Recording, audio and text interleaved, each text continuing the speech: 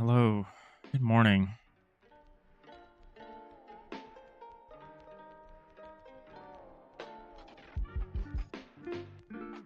Welcome back. Sorry I've been absent. Hopefully we'll be back to a regular streaming schedule next week. But we're working on some stuff. We're still auto-tiling. We need to finish this mess, which is our outline. This is our thing that lays out the different possible outlines for different walls based on their neighbors, which we've been able to compress into a single byte of information. This is just kind of like a visual aid for me.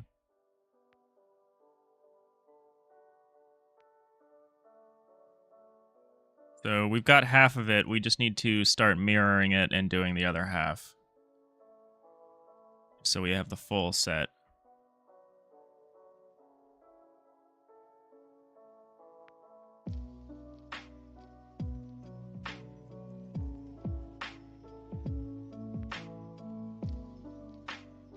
So we can work on that.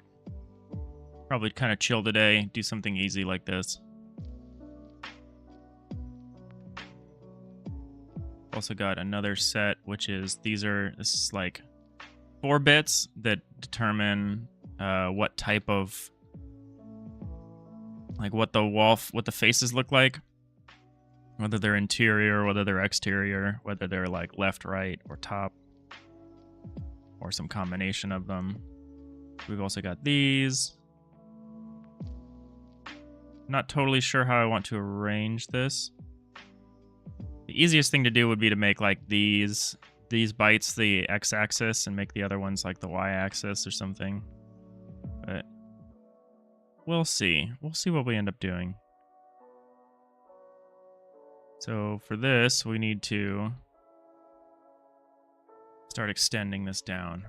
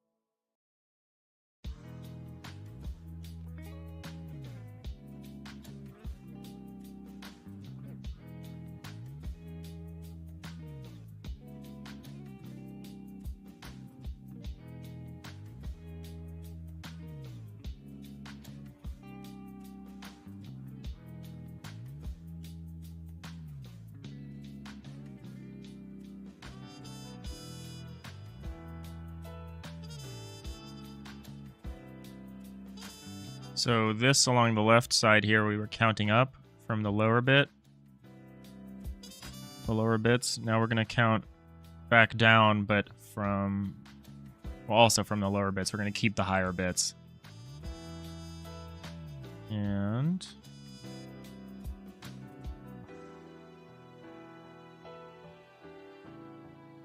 we'll grab this. Go over here.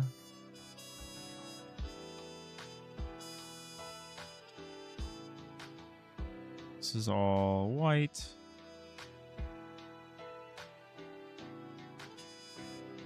There we go. And now we go back down. So we can actually start grabbing these wholesale, huh?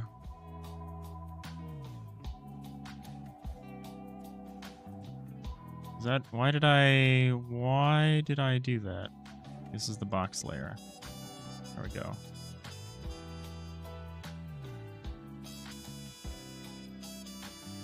We'll go one by one here. We'll just go back down.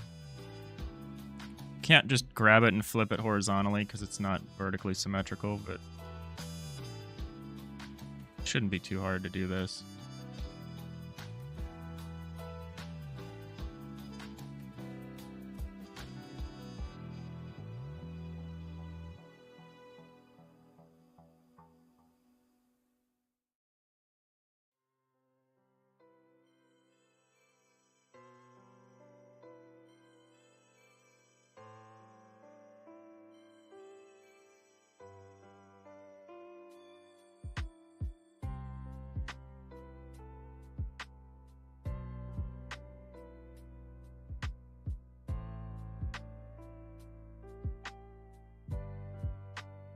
I'm getting closer and closer to being able to auto tile this stuff. It's going to be so awesome when we can.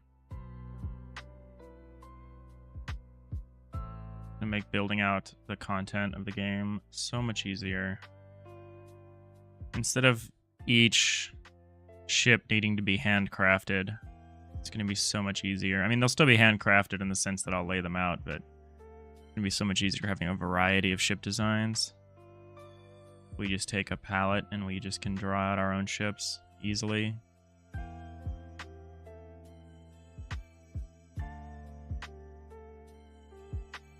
I think a lot of these tiles are going to end up being white spaces because they're duplicates, but I don't think they all will. I'm hoping, my big hope is that we end up with a set of tiles that's like pretty easy to fit into a power of 2 texture.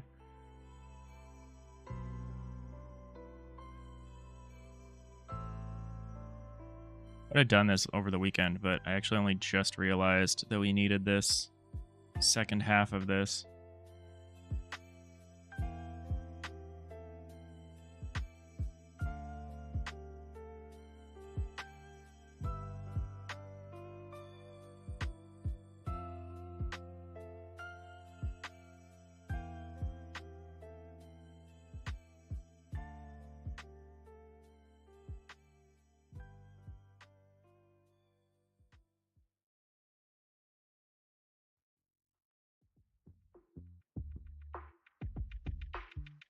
I also ordered all the parts for a computer yesterday. That's why I wasn't streaming yesterday.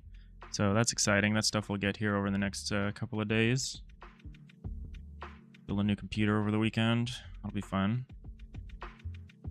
I'm excited to play some games that I didn't really feel confident playing on my laptop. Excited to play some of that stuff. Some of the heavier duty stuff, like Baldur's Gate 3 would be cool. Play that on max, 1440p, 120 hertz, which is my gaming monitor size.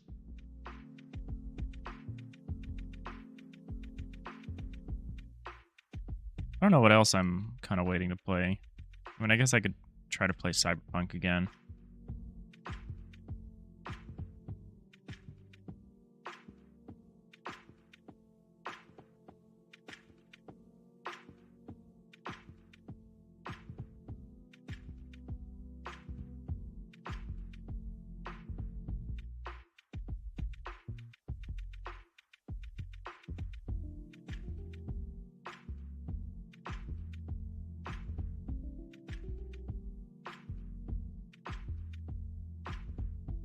I don't know if we're going to need the bottom row. Doesn't make a ton of sense, but might as well. Can always get rid of it if we don't need it.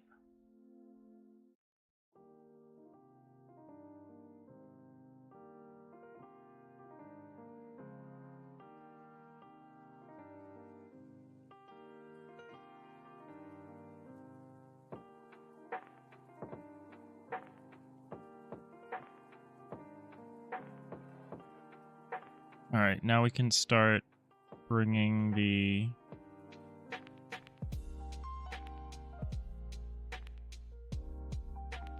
I guess we should start just making the bytes to the left side, and we can start iterating.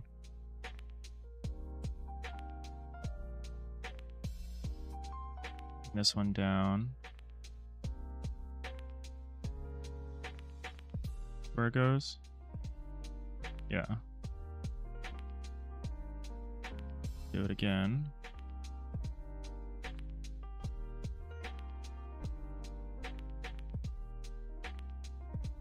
Oops, not there though.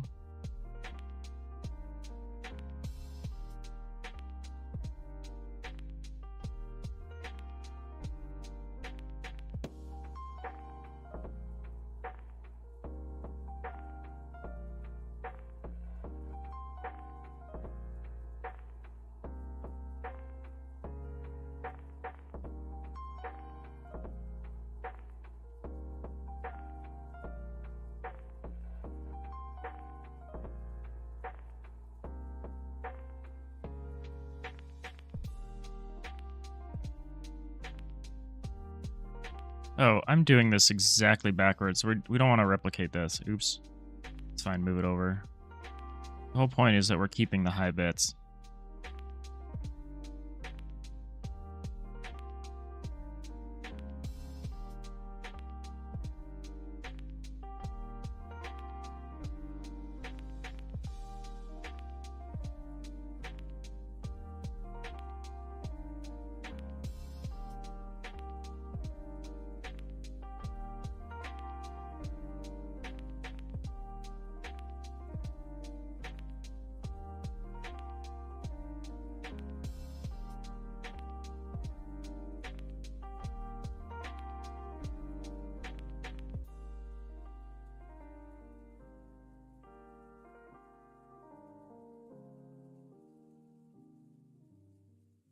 Okay, yeah, there's no reason to keep the bottom of this, really.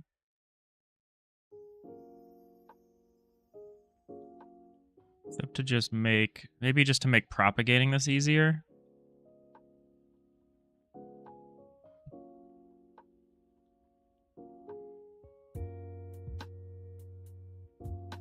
Be easier to lay this out if I go from the bottom up.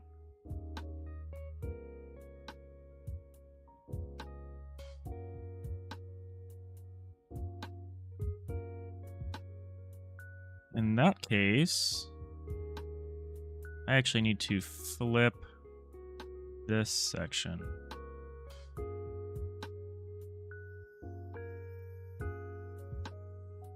You take this. Oops. Yeah, this. Take this whole thing and flip it. Why did that? Oh, I'm on the wrong layer. Flip it like that. Hey, you know, are these all the possibilities? Yes. So this is the first half. So this is working from the right side. I actually did something that I thought was relatively clever, which is that I've taken these possible, there's basically 8 possible faces that you care about when determining the outlining. And I've basically associated them with a bit based on, you know, working from right to left and left to right. So as we move over, and then, so this is the first half of the combinations. So this is the combinations that count up from the low bits. So we need to do the combinations that count down from the high bits. And then, yeah, we should have all of them. At least all of them for outlines. This is for outlines. And then we have a separate one, which is much simpler for faces.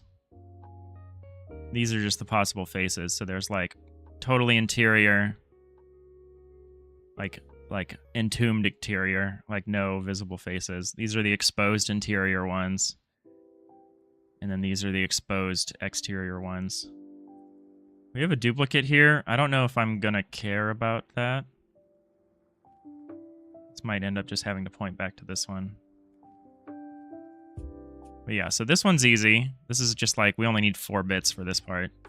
And we've got extra bits in case we expand to more than just...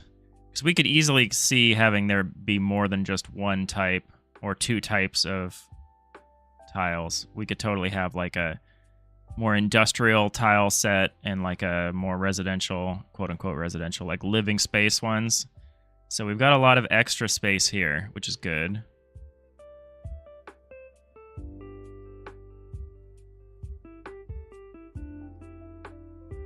A different approach, only individual blocks. Yeah, kind of. It's individual blocks from a specific perspective, even.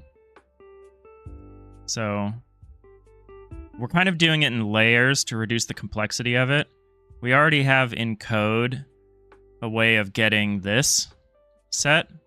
And then once we have this set, we can determine this set. Because all this set cares about, like a solid white, means that this face is of the same type as this block face. So we just compare them.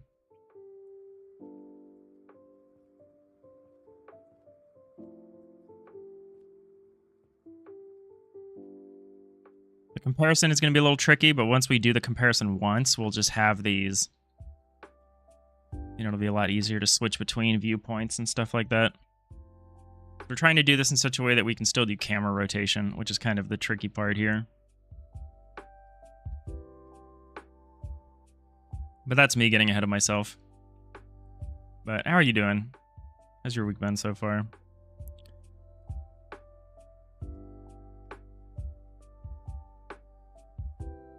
Waiting on a bunch of computer parts today, which is kind of cool. Haven't built a computer since before the pandemic.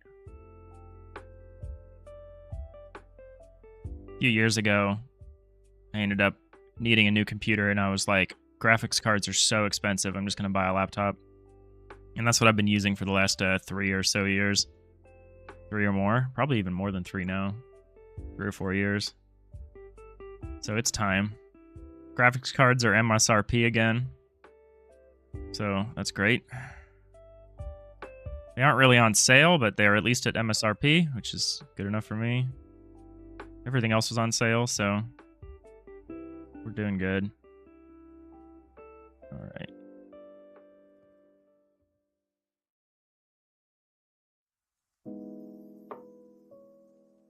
On vacation, nice. Very nice.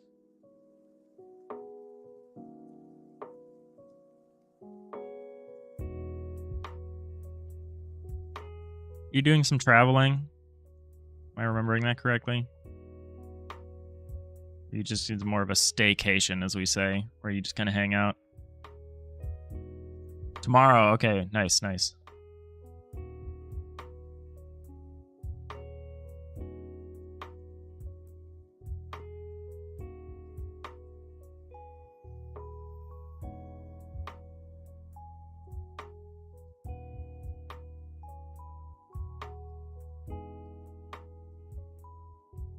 Yeah, you're just chilling. Yeah, that's probably a good thing to do. Ahead of traveling.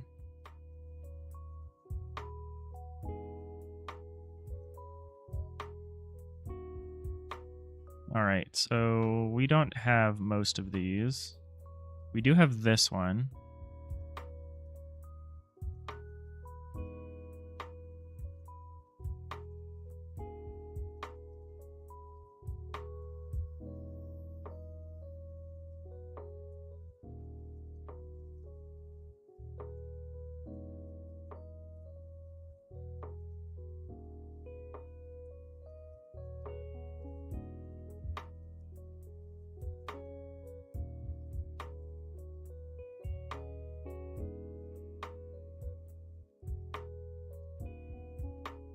Grab all of these.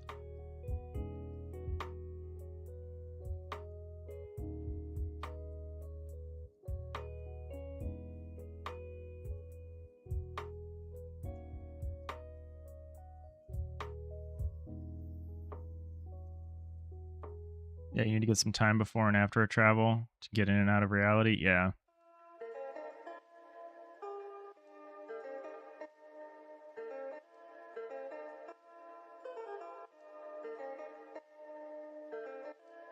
I end up like dedicating all my paid time off to like game stuff, which kind of sucks, which I probably need to rethink in the future.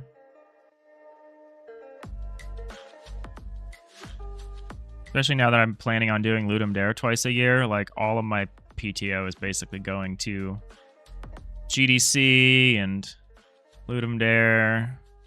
I'm sure eventually I'll start going to like Penny Arcade Expos or other things.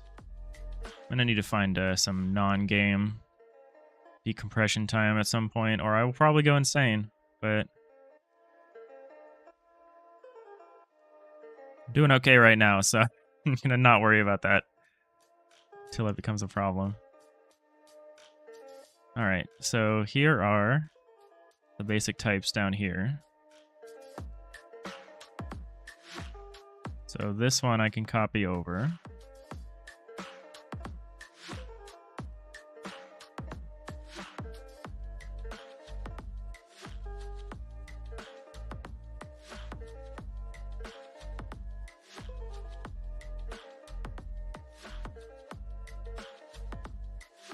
Yeah.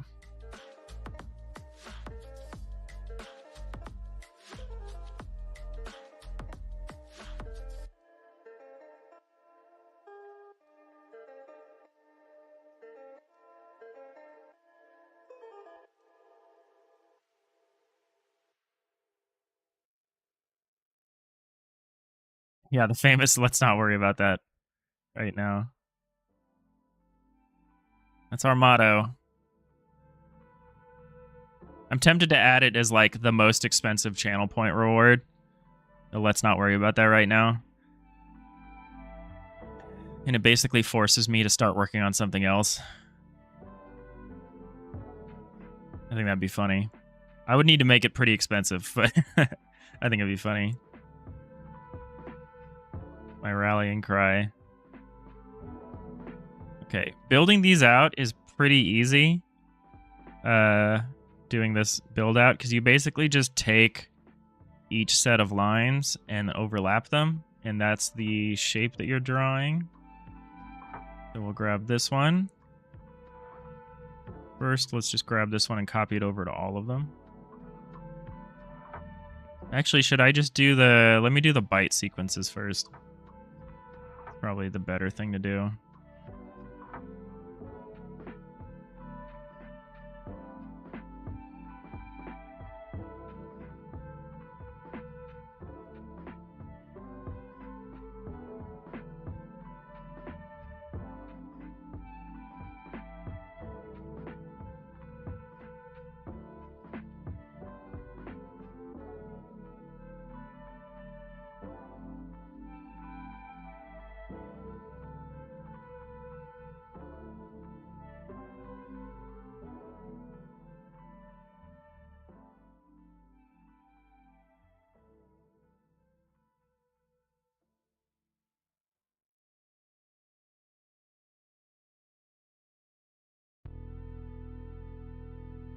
I love doing stuff that's methodical like this, like methodical diagramming. I really need this stuff to like grasp what I'm working on. Maybe it's like a failing of my ability to like reason about complex stuff or abstract things, but I have such an easier time if I just lay it all out like this. Which I acknowledge is like a lot of work. Like we've been working on diagramming this out and setting up some of the preliminary code stuff for like a week. But maybe a little less than a week.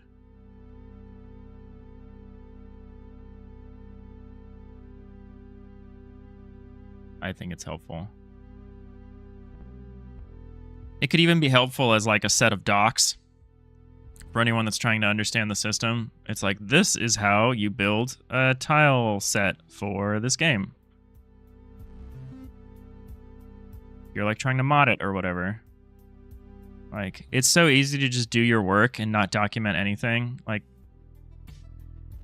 I've definitely been guilty of that, but I'm trying to be better. Especially because, as a solo dev, as soon as you put something down, you really have to just move on and work on something else, and you might not go back to the thing for months, weeks, or months.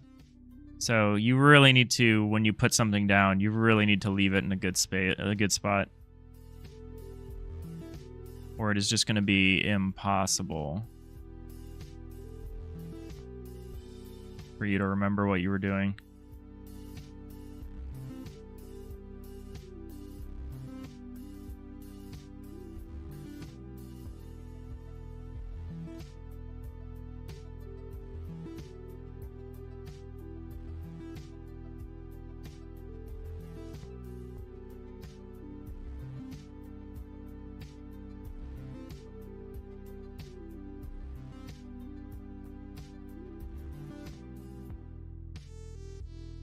can just do these parts first.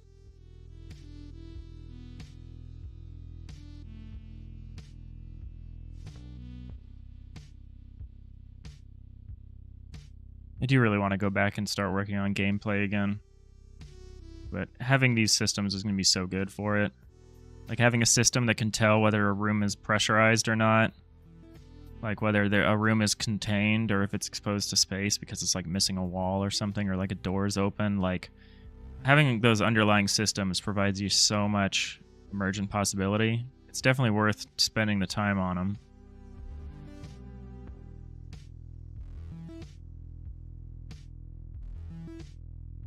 But at their moment, they're just systems that don't do anything.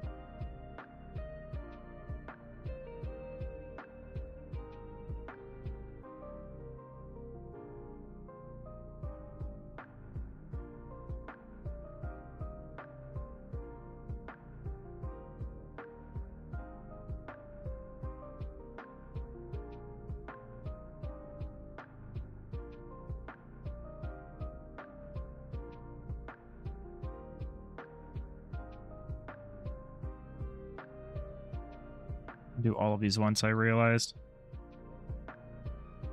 I just grab them all now. I can move them all over at the same time. I don't mess it up.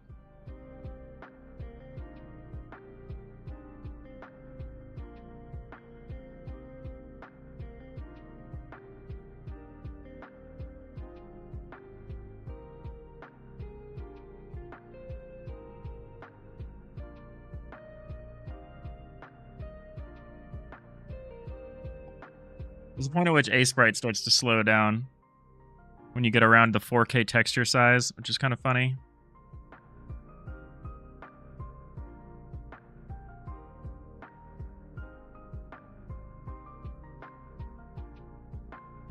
Yeah, we got ads starting in a minute. I'll take a moment when that happens.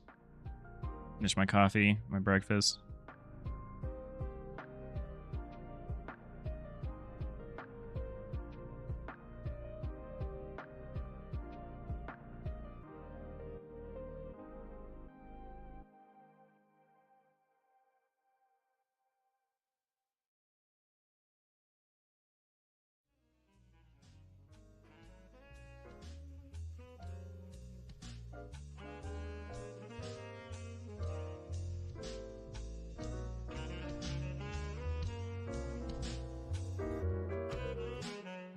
All right, ads, 90 seconds. I'll be right back.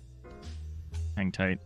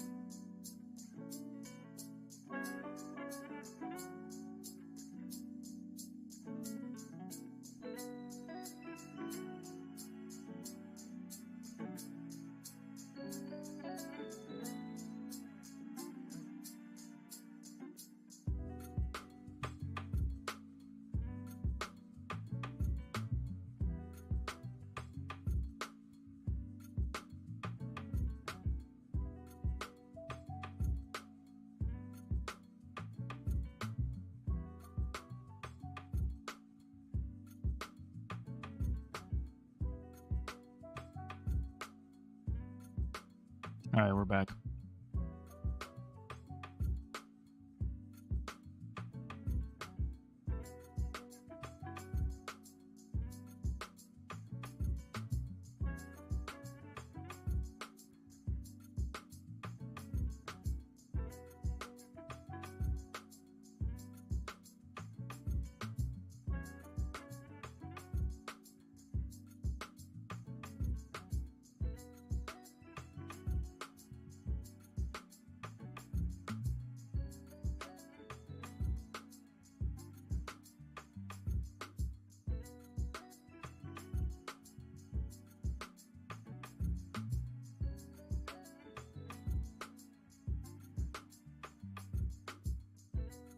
Why did that do that?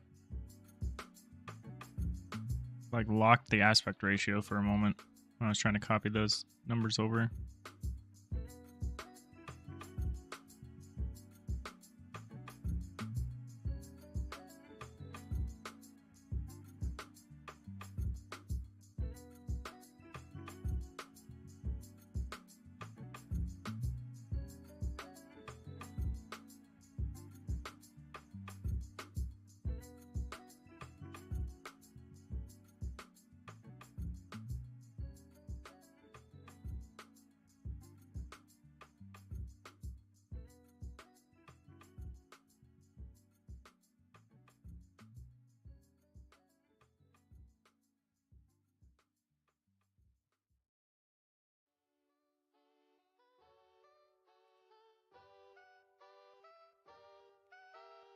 All right, there are the bytes.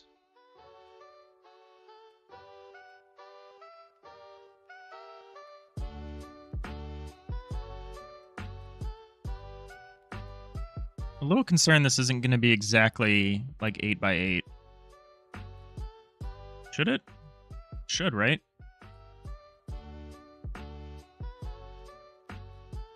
Like, I'm going to have a problem with this.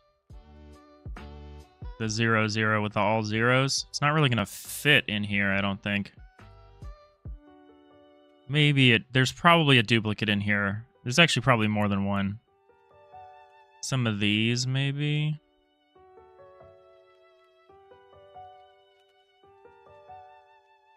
Yeah, we'll have to search for duplicates. That's going to be a little bit of a trick.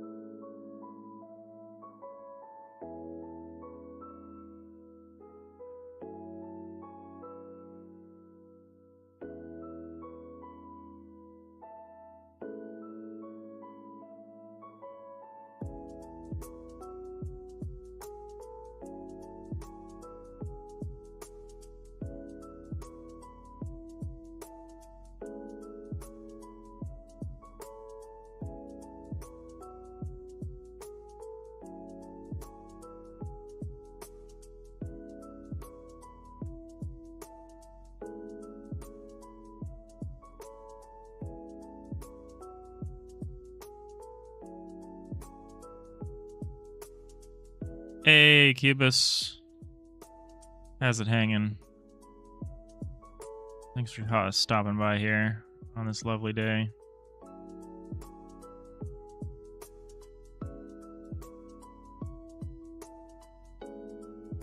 Finishing up a little bit of tile atlasing here.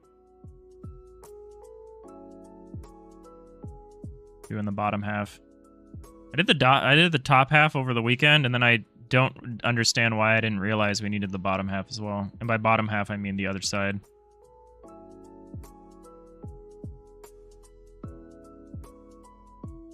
Yeah. It's pretty silly what we're doing here. But it's gonna be good. I'll have an unequivocal idea of how this works.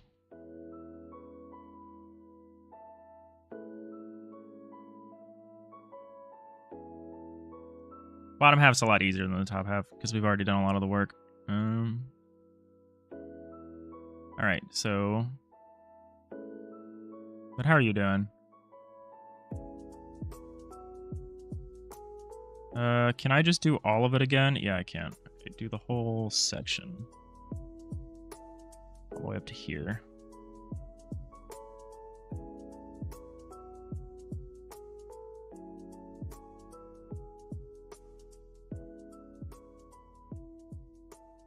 And then we just need to fix any overlaps that may or may not exist, like these. Make that a little more clear what's happening here.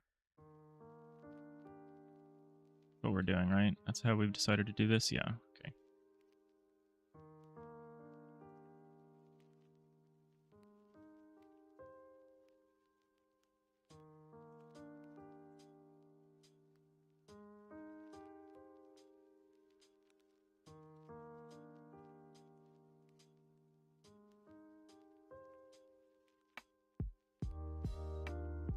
Working a bit here and there, for sure.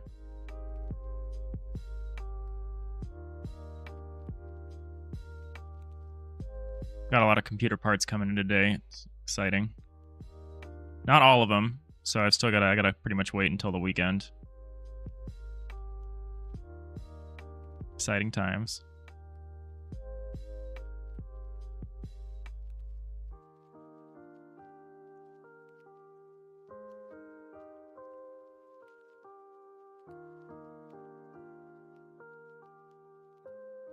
The delivery is, yeah, the delivery offset was kind of inevitable. I did okay. Could have been way worse. The last piece, the computer case itself is not coming until Saturday, but that's fine.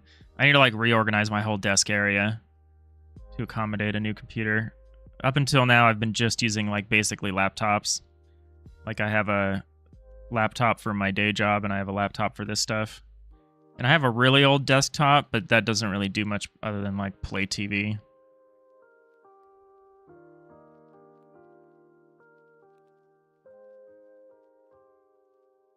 So I need to do a lot of organizing and cleaning.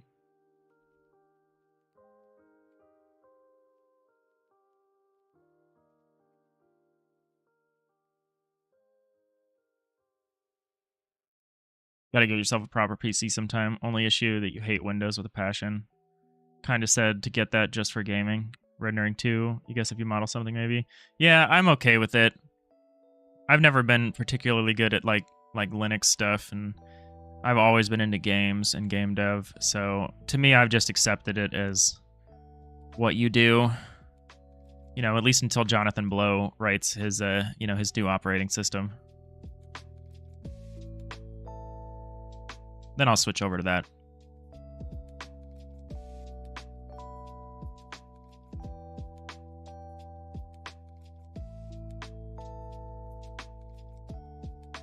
Yeah, Linux is an option too. I've considered it. I've heard from people that it doesn't play super nicely with Godot for some reason. Like, I think it was at Togis of Tobugis. He was saying that he has problems with his Linux box running Godot. So, I don't know. That's all I would have it for, would be as like a dedicated Godot and other stuff machine, but I pretty much just use my computer to work and play video games.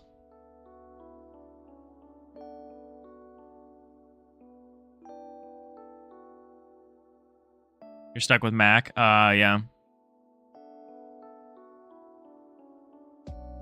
Since I'm from the Bay Area, I know a lot of people that have a Mac and nothing else. Same a high concentration of iPhone and Mac enjoyers in this part of the world. Like a statistically defiant number.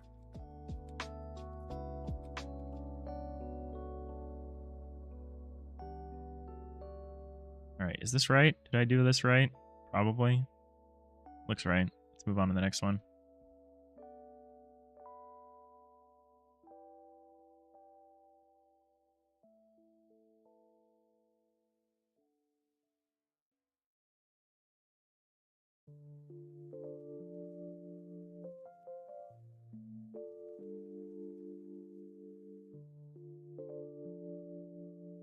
The dev experience on Mac is just so much nicer. I also hear that. And all the web devs chill with Mac. True.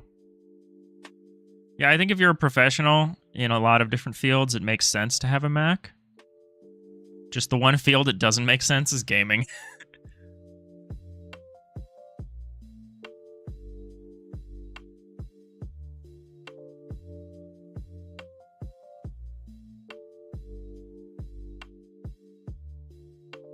I know some people who make do. They make do with having a Mac for game development. But it's definitely not easy.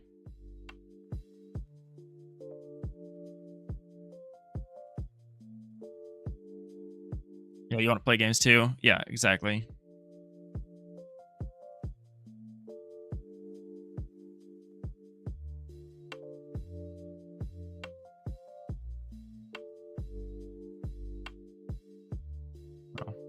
Well, I'm gonna have a bunch of I'm gonna have like 3 different M2 drives in this computer, so I'll probably use one of them and maybe set up a Linux distro and try that out.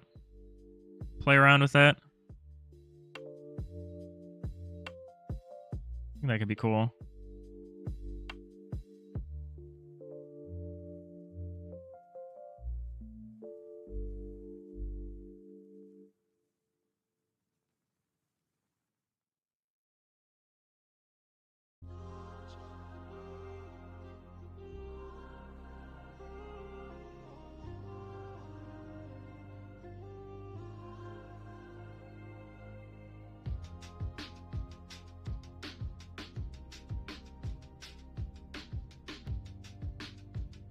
Just a lot of indies don't need that much performance. True. Like, the computer I'm building is way... I mean, even this laptop I have is way more performance than I need to run Godot.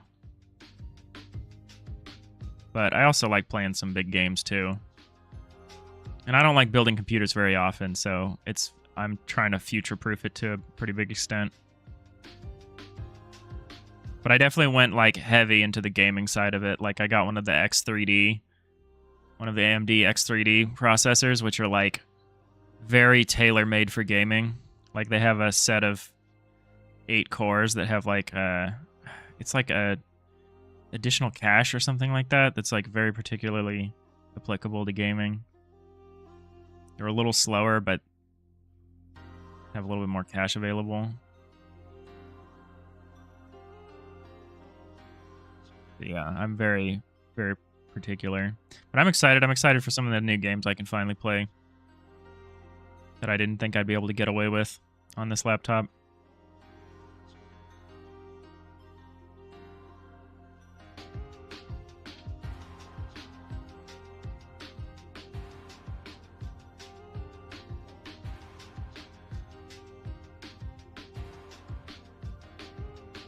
Yeah, I'm going to lose a lot of hours to Baldur's Gate 3.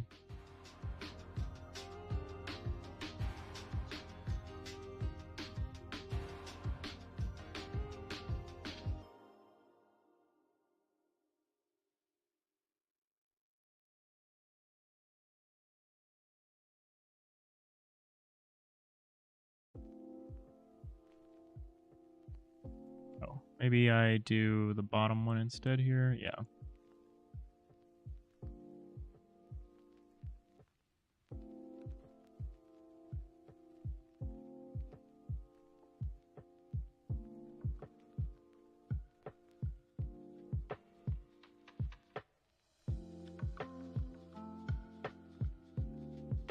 I guess it's the same. Okay, whatever. It's fine.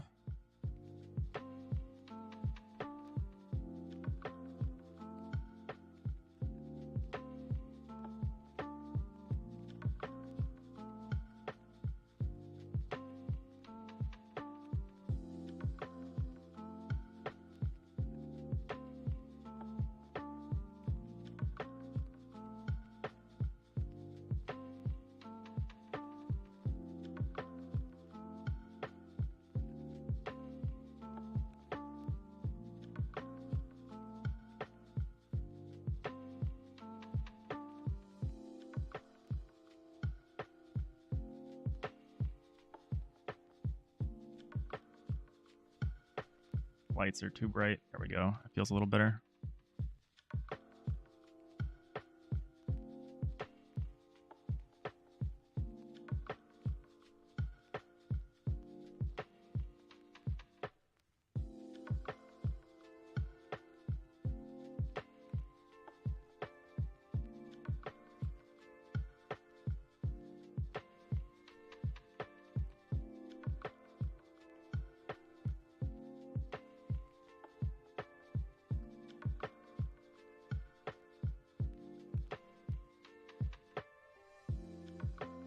I'm watching so much Star Trek lately.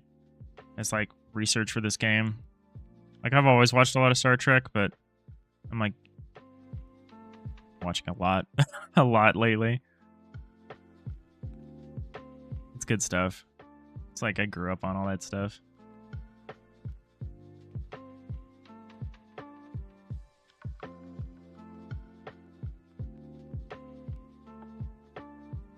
I'm mostly watching old Trek. Not like TOS, but I should probably watch some TOS. Mostly watching The Next Generation and Deep Space Nine and Lower Decks. I've been watching a lot lately. Could rewatch that show over and over again.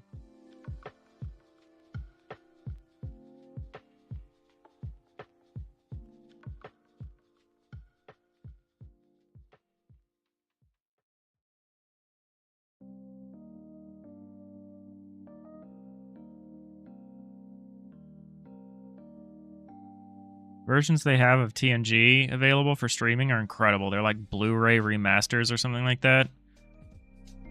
Like blows my my brain. Like it blows my mind just how good the video quality is of that show. That none of us could tell back in like the 90s and the 80s and 90s because it was like they were on like these shitty old TVs. The production values were so good. Never watched the Trek, actually. Oh, okay. It's a certain kind of thing. Oh, I'm on the wrong layer. When did I start doing this?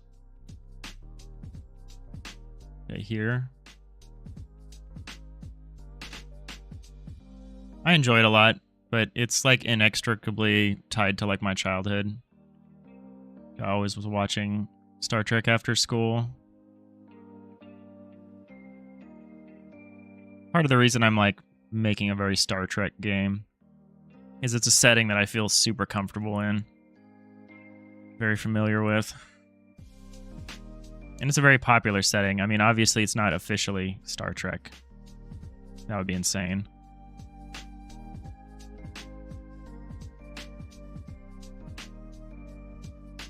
And if anything, we have to be pretty careful not to go too far. But, space fascists that are exploring the cosmos, you know? Hippie, socialist space fascists exploring everything. It's a great setting.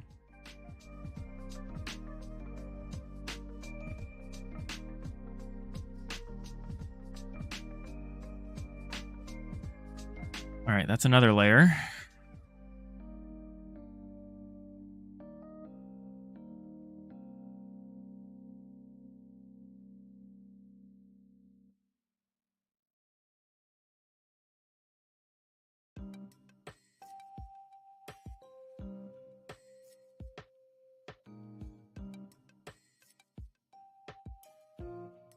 Classic setting for the time, yeah.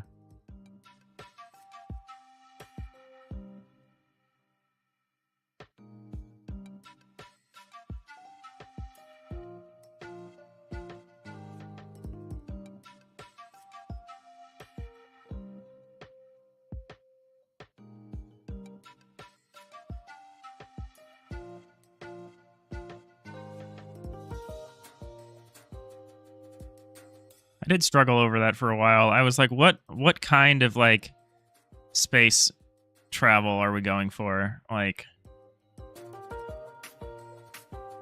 FTL went for more of like a Farscape kind of like Farscape Star Wars kind of thing. Like it was a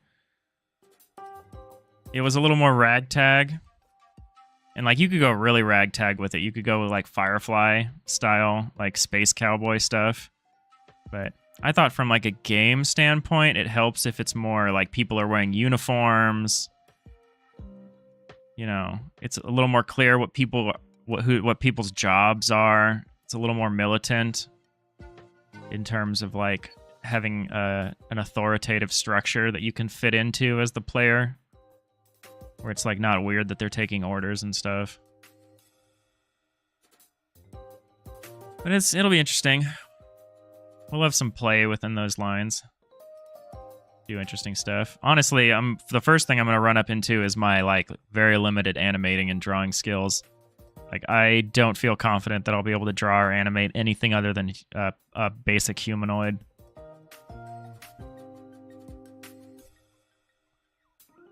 So in that respect, it's going to be kind of challenging to fulfill the dream of like a Star Trek where there's like all these different alien life forms.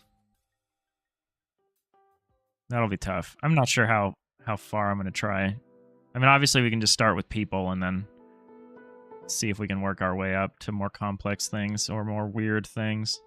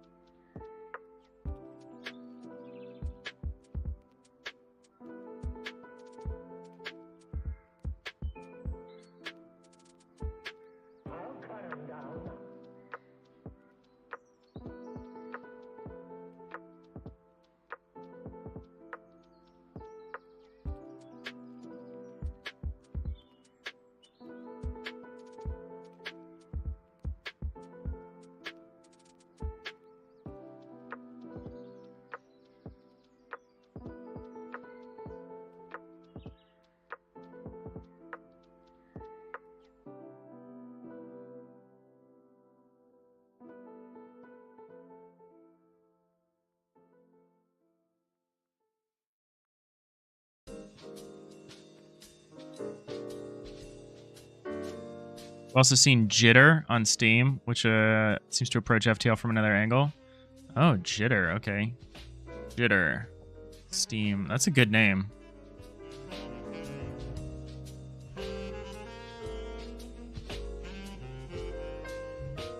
Let's check this out.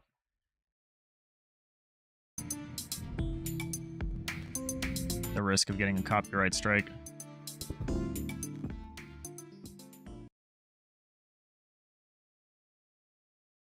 Oh, what? Okay. Oh, it's got like simulated pixels.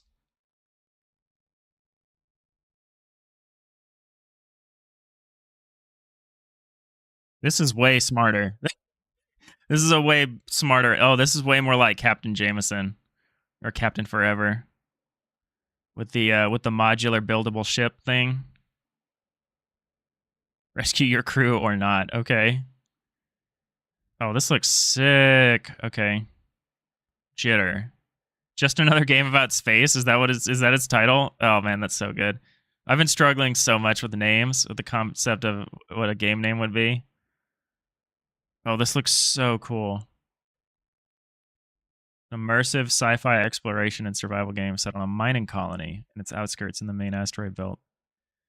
You assume the role of an experimental AI. That makes sense. That maintains ship functions and engages with the crew on board. That was kind of the angle I was going to go to, but I'm kind of second-guessing it. Unless I can make it really interesting. As you explore the mining colony, you'll take on new ships, expand ships and bases using various modules, add survivors to your crew, engage in space fights, and repair the damage left by enemy fire on board and onboard accidents. Oh man, this is so cool. Realistic damage. The damage and destruction thing that's awesome. Also, their kind of off-axis like pixel simulation thing, like what they're doing with like the shader or whatever. Very cool.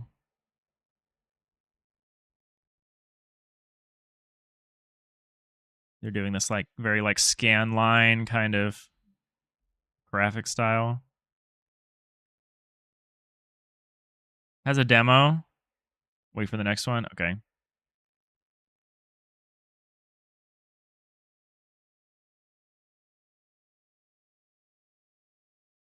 Yeah, the building the ship part is very Captain Forever.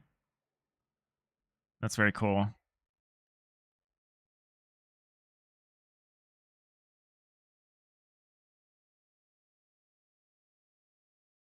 A little onboard space stuff seems very fun.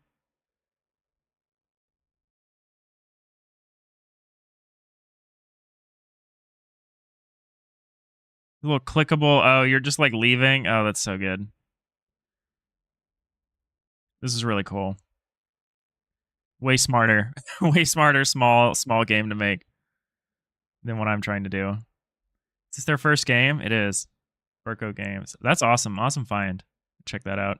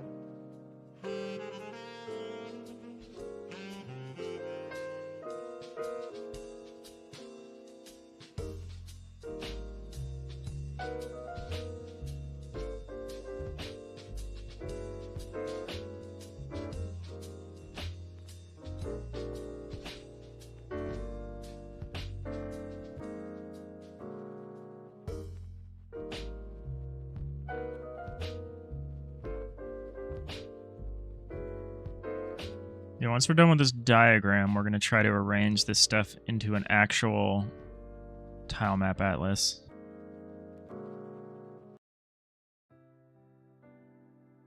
Tile set atlas? I don't know.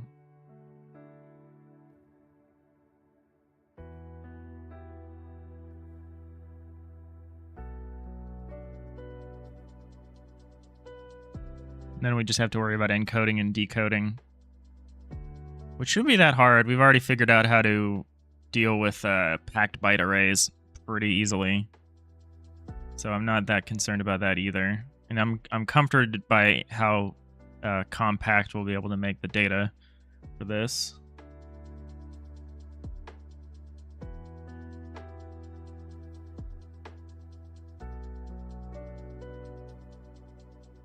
The thing is, we're going to need to store 3 or 4. Actually, we'll need to store four of these because the camera can rotate. Think bit flags will work? I do.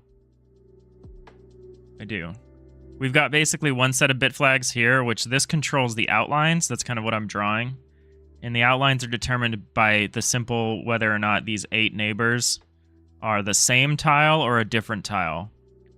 And different tile can also mean empty tile. It's just whether they match or not. So we can just encode this once for each tile for each camera direction, of which there are 4.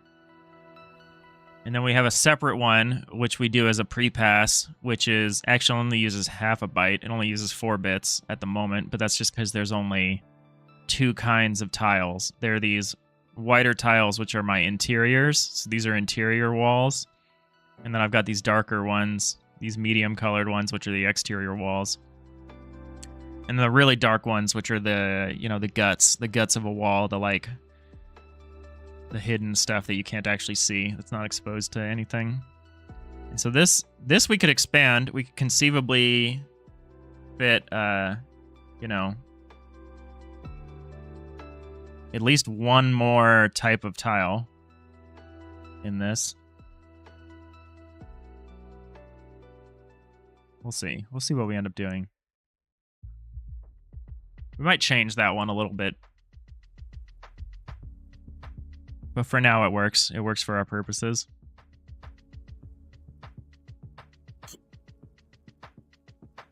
Kind of presumes that the inside of a ship looks the same everywhere, which I don't know if I agree with that assumption. but it's the assumption we're going to make for now. If we add variety later, we can account for that. It's expandable. It's an expandable system. So we aren't really constrained to bytes. We could still use enums as bit flags. Like there's no real reason to be this sensitive to storage. But this is a small amount. Flags become more readable if combined with enums set to powers of 2 for comparisons and such. But debugging the data is quite annoying. Yeah, so we'll see. I think we're going to store it as bit masks. But when we're logically evaluating it, we'll probably use enums. I think. I'm not sure. Like we'd use bitwise operations on enums. I don't know. We'll see. That's what I would prefer to do, just so we can have kind of the best of both worlds. We can have like the compact storage of the bytes, but have the readability of the enums.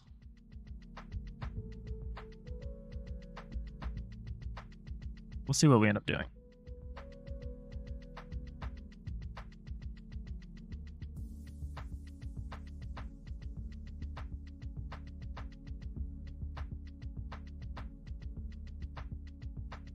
Oh, I didn't finish this one.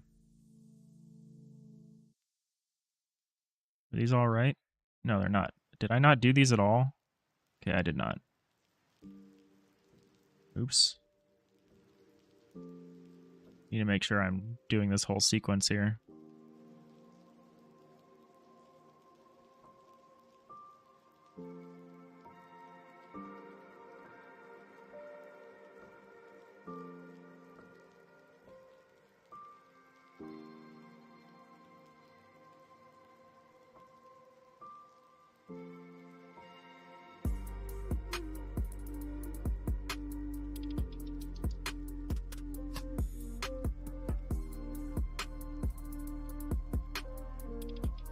Wait, now you can actually also go to the enum labels from their value since the structure was turned into a dictionary.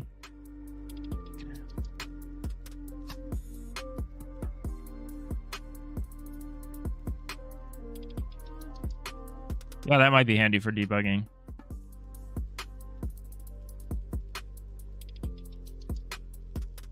That could be quite good.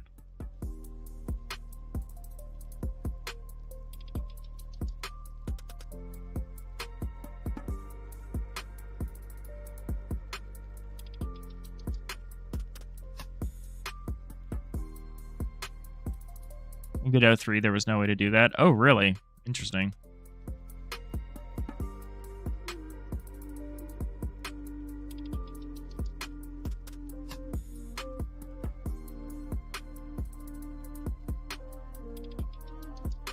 Yeah, I never really used Godot 3.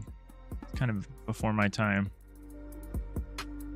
No, there's I know quite a few people who are still on it for various reasons, mostly to do with C# and web exports.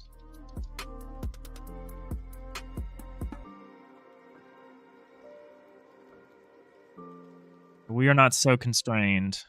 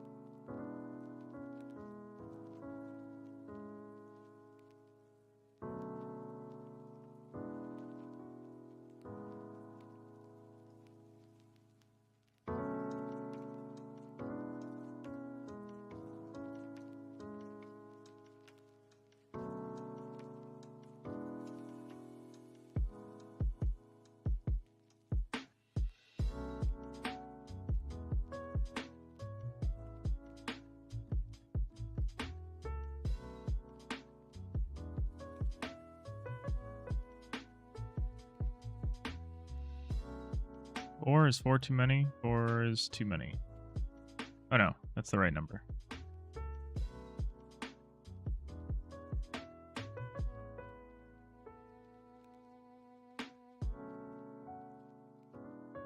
Let's finish this coffee before it dies.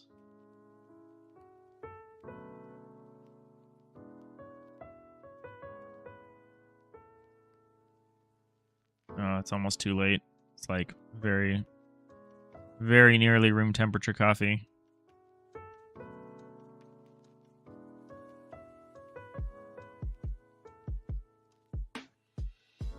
Rip.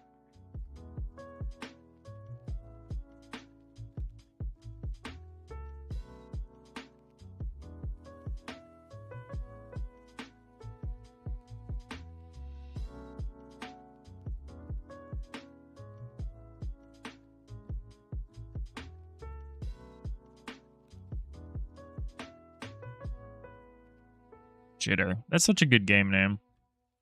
I mean, it describes a very interesting aesthetic part of that game. I'm still struggling with the names for this. I mean, I could just call it Digital Iliad as like self-titled album sort of thing, but I'm not convinced that that's a good idea. The funniest name I've thought of so far has been Astro Tramps, but I think that's like maybe a little too ridiculous.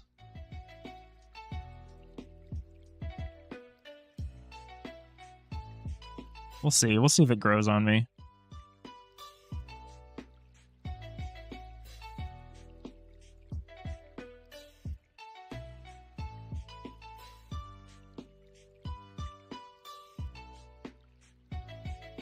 I'll just keep calling it Digital Iliad in the meantime.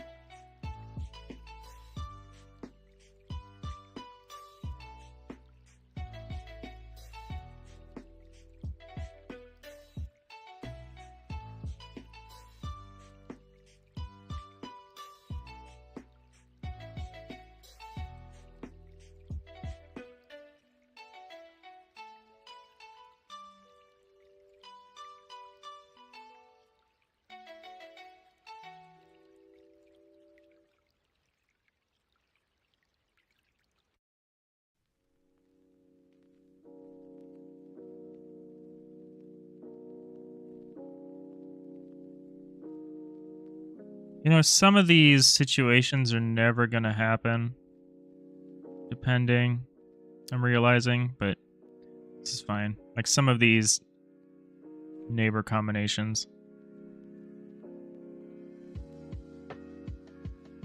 I guess they'll happen, but not for like certain combinations of like for these, like it'd happen for this, like where everything's, I don't know. It's interesting. I guess we don't have to worry about it because we're doing it, we're doing these in multiple passes, so we don't have to worry about impossible combinations. I almost kind of want to do the outline as a separate layer and then combine them.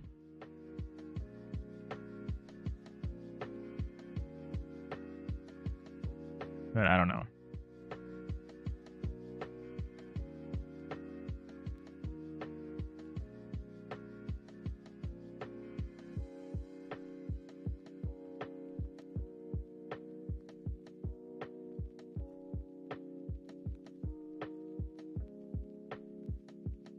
We're just going to be systematic about this so we don't have to think about it too hard.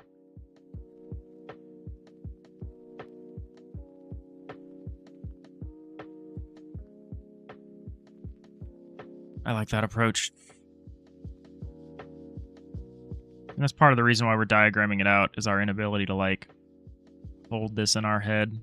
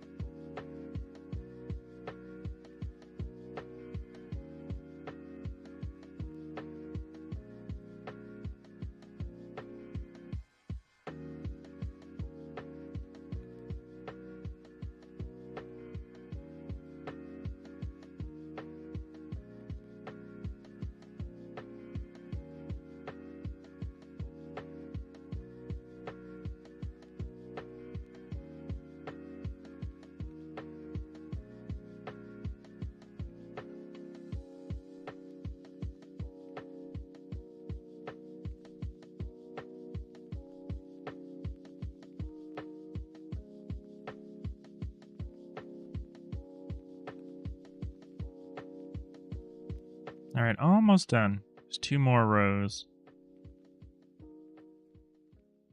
Actually, 1 more row because this top row we can get from... Top row is made elsewhere.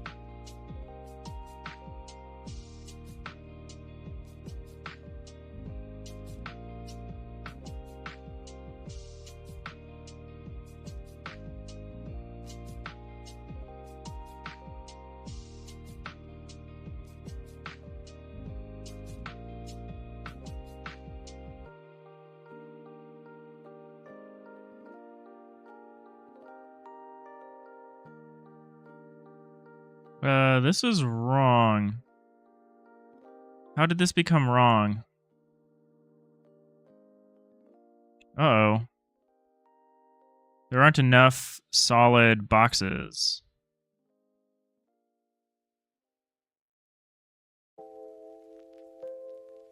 There aren't enough solid faces now. So the bottom row is correct, obviously. Next row up also seems to be correct. Somewhere along here we desynced. There's 3. That's good. I need to fix this line work.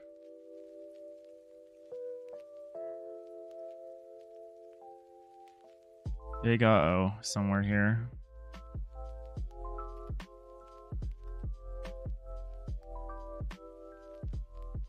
There's 3. Here there should be 4.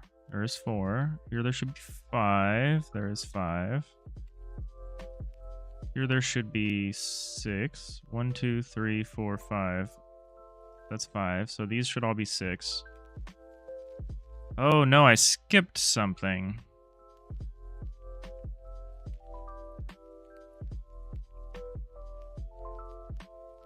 Oh, I just didn't finish this row. I got ahead of myself. Oopsies.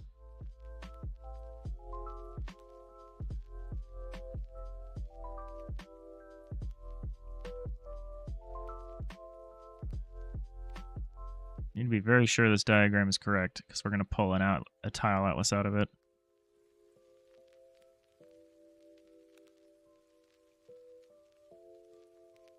One, 2, 3, 4, 5, 6. Okay, now it's correct.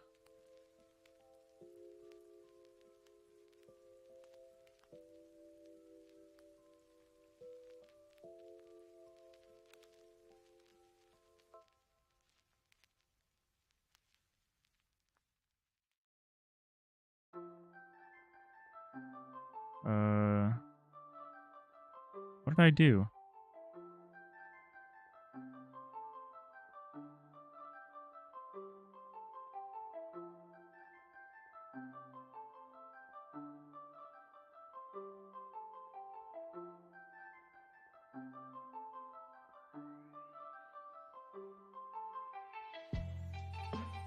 How is this offset by 1? Somehow this line work was off by 1. Great. Super cool. Okay. That's fucking annoying. Did both of them? No, it's just this middle one. Don't know how I did that.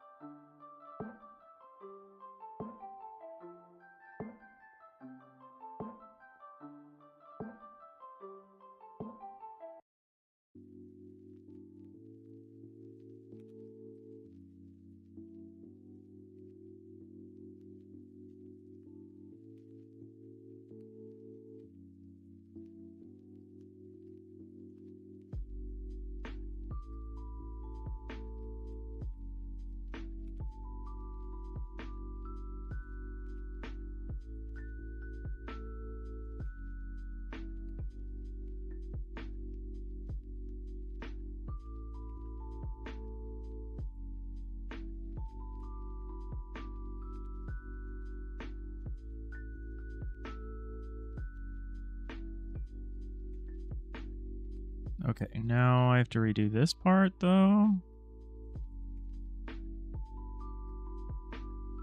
No? 1, 2. Yes.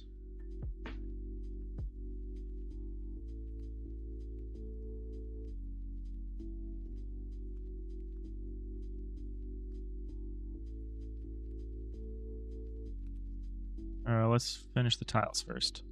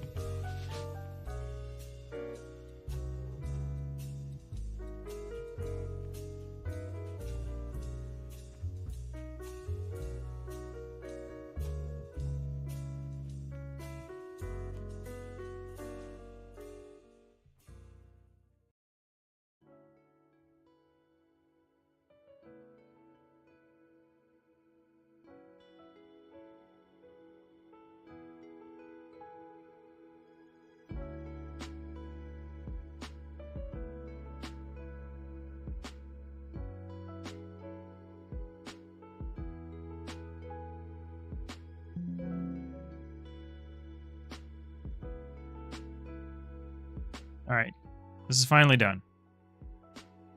So we need to attempt to identify duplicates.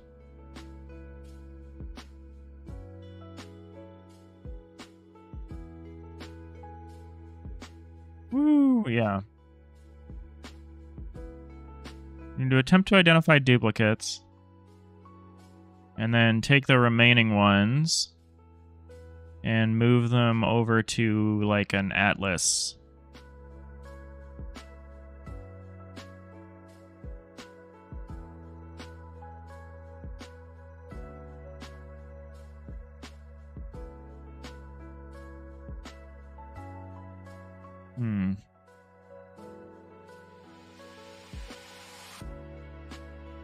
So these two cancel out. So the top row and the left row cancel out. Up until a point. Up until here.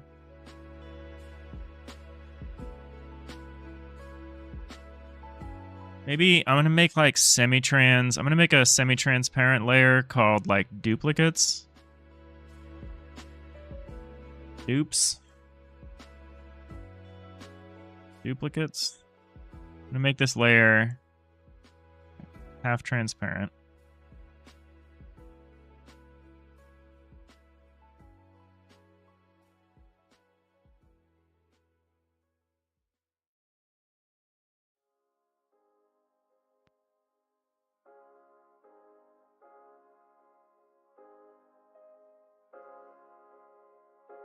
And I'm going to start by just marking off the whole left side. You can move them to align perfectly with the sprite edges, then save as PNG, then import as sprite sheet. Move them to align perfectly with sprite edges, then save as PNG, then import as sprite sheet. Yeah.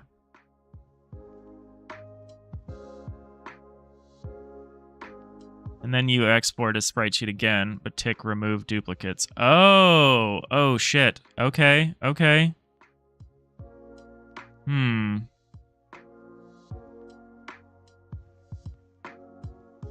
That's an interesting workflow.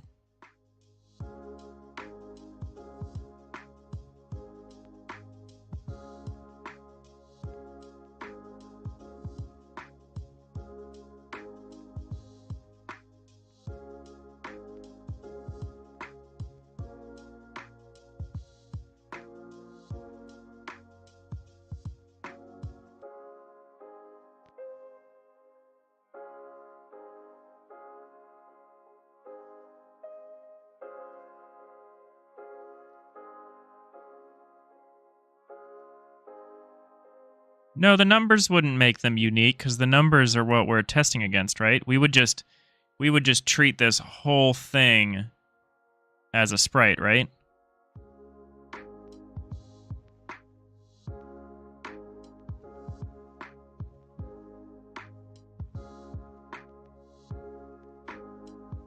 A numeric difference means a sprite difference here. So we could maybe do what you're suggesting and do it like that. Like just get rid of this white space maybe. Or even just copy this whole box over, this whole thing over. It's an interesting workflow idea.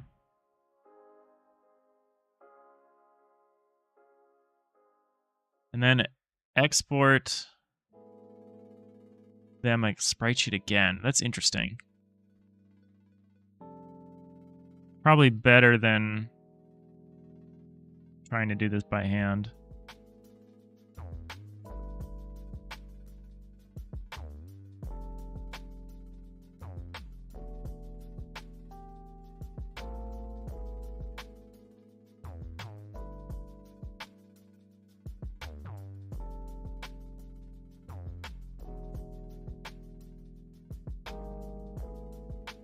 I actually don't think there are really any duplicates between the two groups here, except for some obvious ones like the 1, 1, 1, 1. I'm gonna just try. Let's make a new. I think your solution is way smarter than what I'm about to do.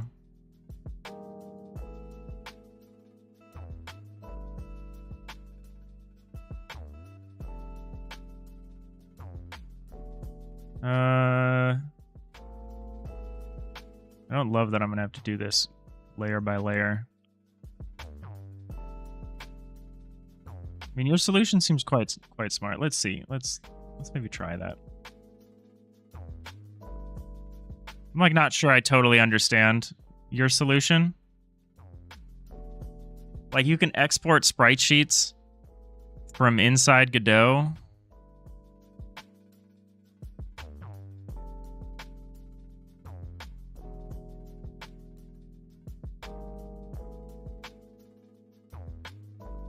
And you just have it in there as a tile set, and there's just a button that you say remove duplicates. All right, we're gonna try your process because it has the potential to like both teach me something and also be way faster than what I'm trying to do. 3472. So 1588 by 3472.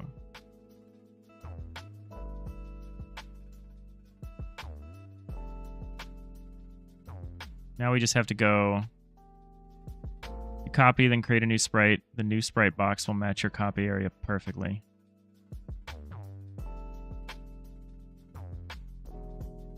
Really?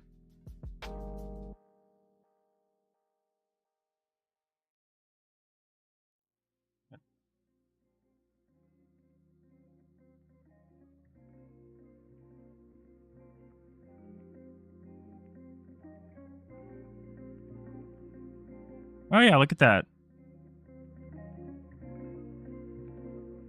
Well, you look at that.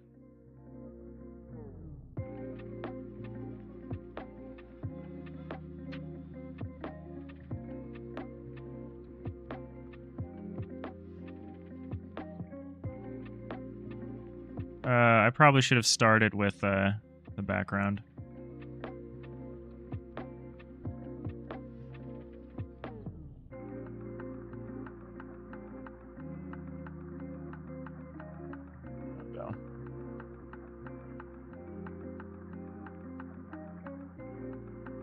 Merge all layers to copy, then undo. Making me nervous here. Merge down. Can I undo that? That scares me, so I'm just gonna do it with 4 clicks. I'm easily frightened. Spent too long on this.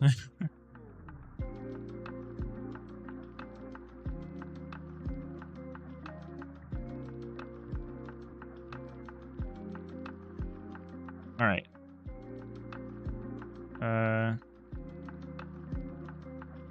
What the F did I do here?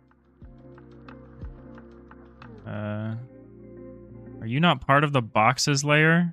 No, you are. So why did this not happen? What's going on here? Okay, we can fix that. I don't understand what went wrong there, but whatever.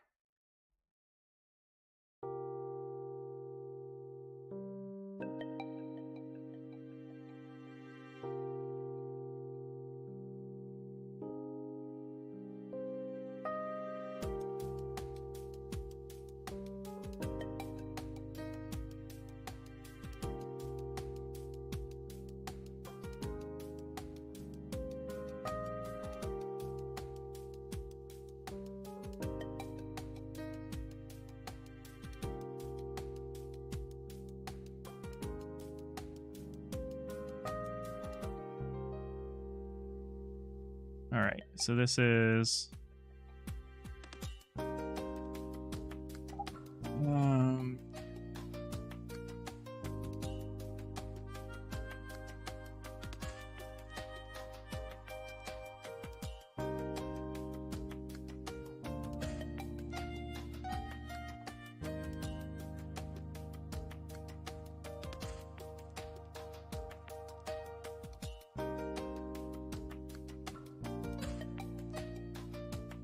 all right, so we're going to export this.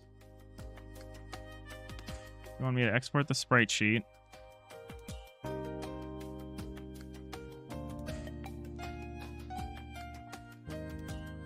Well, exporting as a sprite sheet doesn't make a ton of sense here, does it?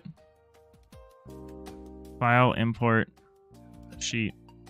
Oh, you just want the PNG. So you don't want me to export this as a sprite sheet.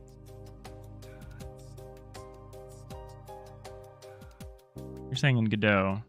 Or are you saying here, file, import, sheet? Import sprite sheet. Oh, what the F? I actually don't know the size of this. I need to go find the size of these boxes.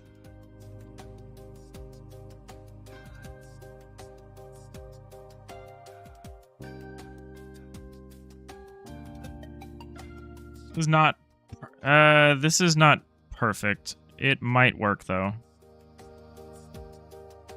We're gonna need to add a little offset.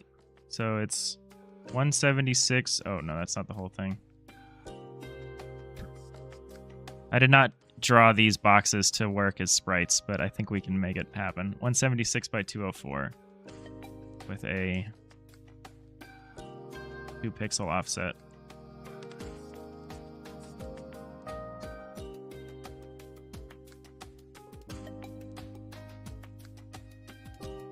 Okay, here we go.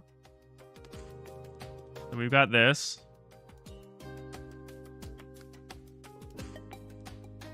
What file do I select? The A-Sprite version of this? Oh.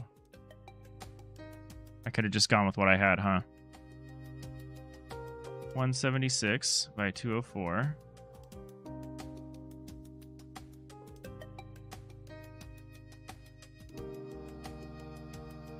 This should work. So we do this, we import it.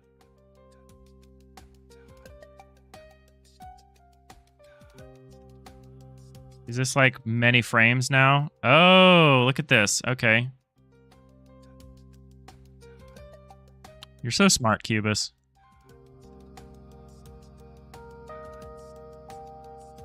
Now I'm going to read the rest of your instructions. Import a sprite sheet, so we did that part, and then we export a sprite sheet again, but we tick remove duplicates. Okay, this seems pretty awesome.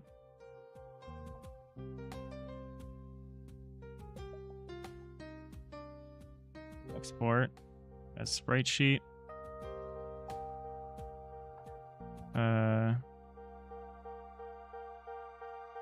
Output. Merge duplicates.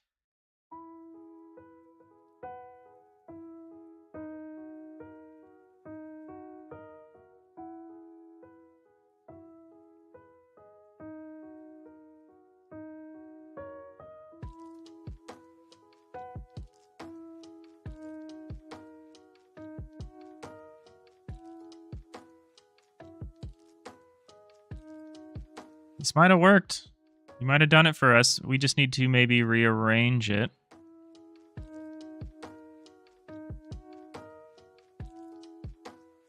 This is incredible.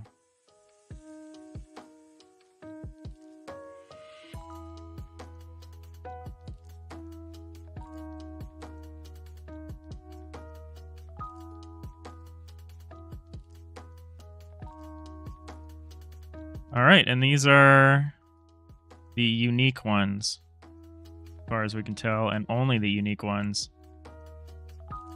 And what is this sheet? It's 9 by 8 with 7 empty spots. I don't love that, but it makes sense.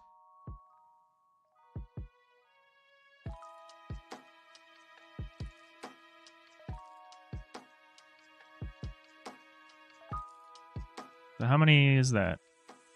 That's 9 by 8 minus 7.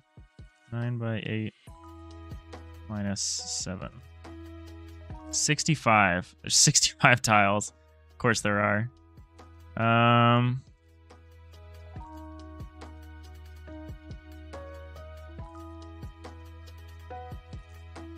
Can we get rid of one of them? If we can get rid of one of them, we're in good shape. I think the problem is the 0.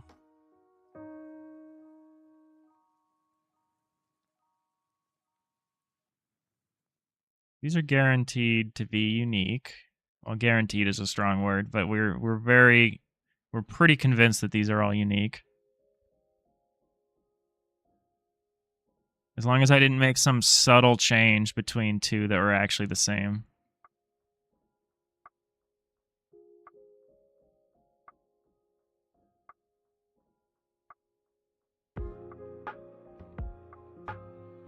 This tile can occur, so we can't really mess with that. This middle tile. So the middle tile can occur, like the fully surrounded tile can occur. The fully empty tile can't really occur. It can occur while you're drawing, but it wouldn't occur in the game. Yeah, dang. I guess we're just gonna end up with 65 of these. That's a little annoying.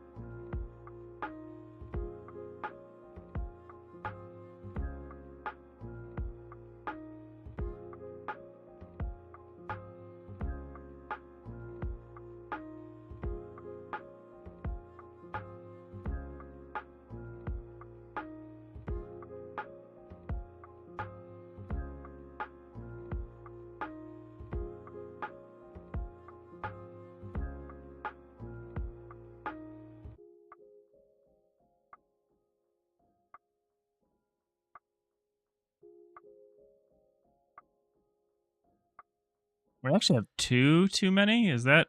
Did I do the math wrong? I must have done the math wrong.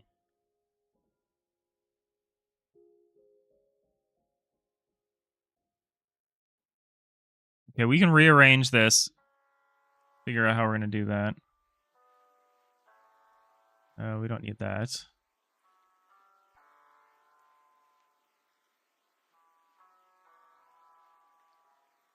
What happens if I open this back up again? Okay, I get this one.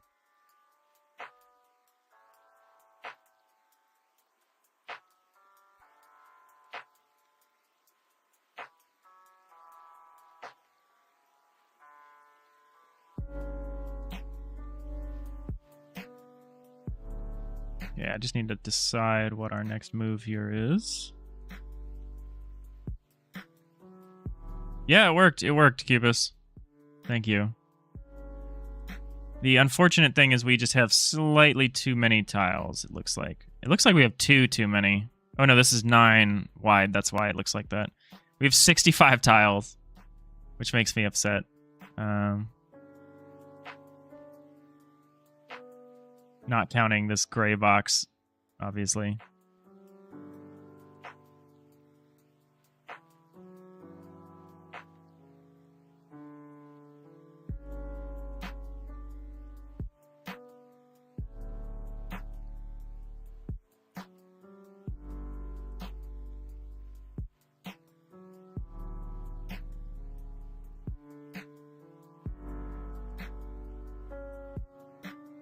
Can't really get rid of one. Yeah, no worries, no worries. I'm trying to think of a world in which we can get rid of one of these. We can't really, unfortunately.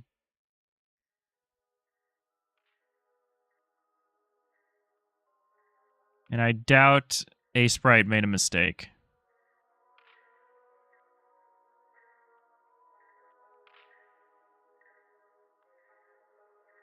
Very much doubt that.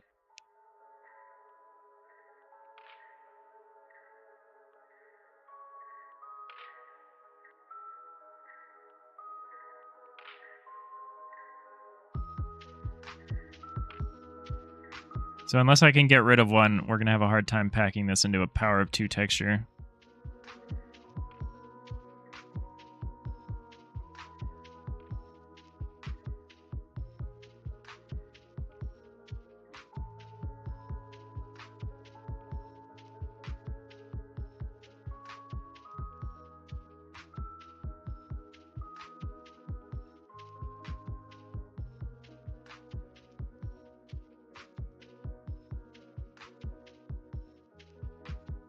Like, this won't occur in the real world, this, like, 0.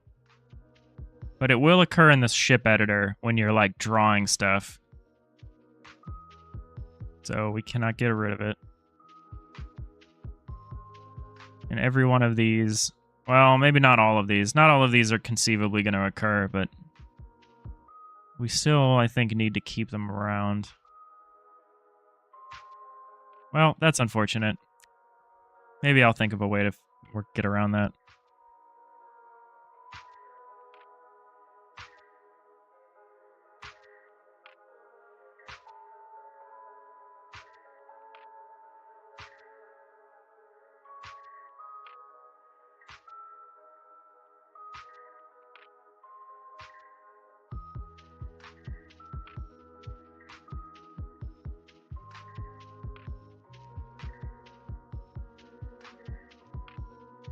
It's fine. We're probably wrapping up for today.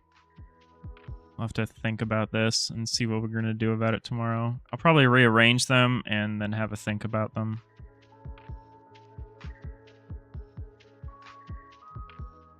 Figure out how I'm going to arrange them.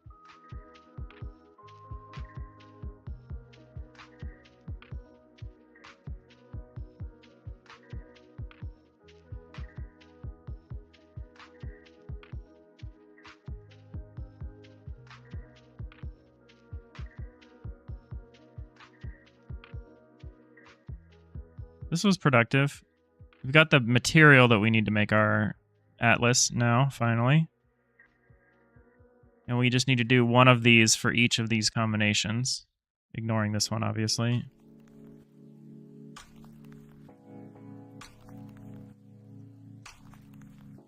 The fact that one of these just points back to here actually might buy us the space we need.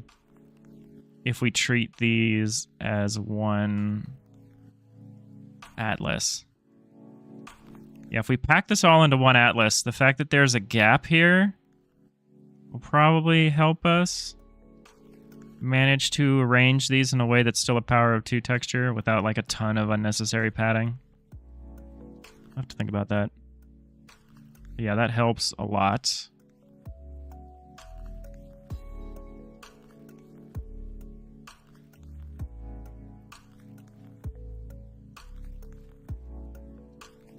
I'll probably just focus on packing these as best I can, and then we'll get to that part.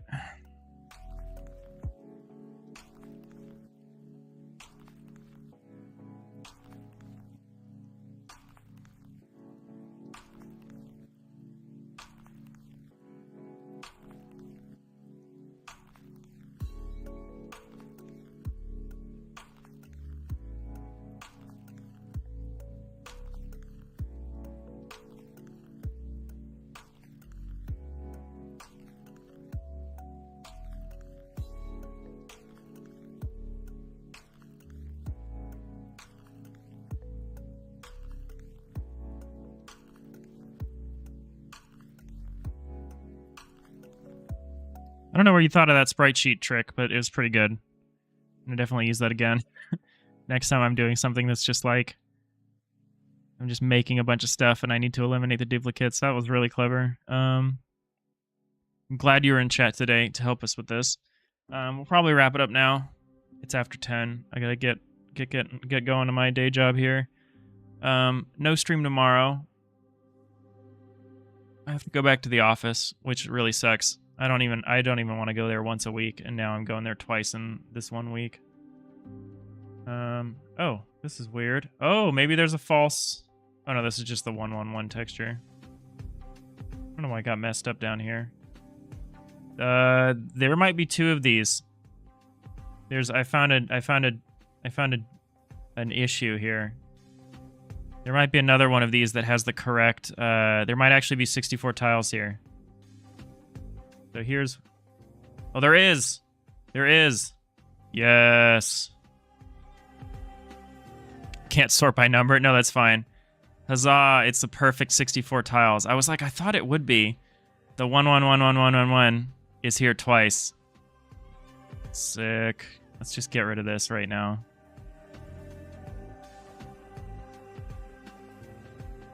That makes me so happy. I was so concerned for a minute there.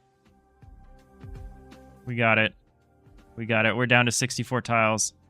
All right, so tomorrow we'll lay out the tile atlas and we'll get some code together to actually... Not tomorrow. I just said there's not going to be a stream tomorrow. Friday we'll be back and hopefully we'll finish this up and we'll actually get an autotiler working very soon. Eliminated. Yeah, I was like, I have to eliminate one of these and I got so concerned, but yeah, there was a trivial... I thought there might be 2 tiles that had a trivial difference between them and there was. Good stuff.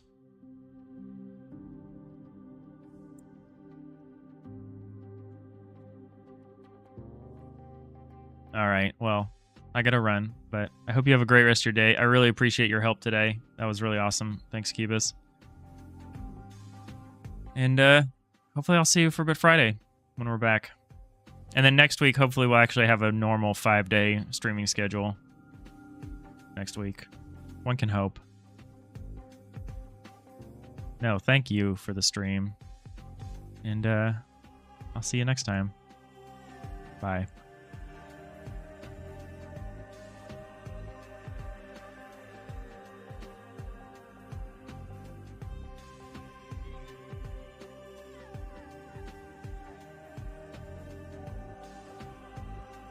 Always let the technology do the work for you. And by technology, you mean chat, right?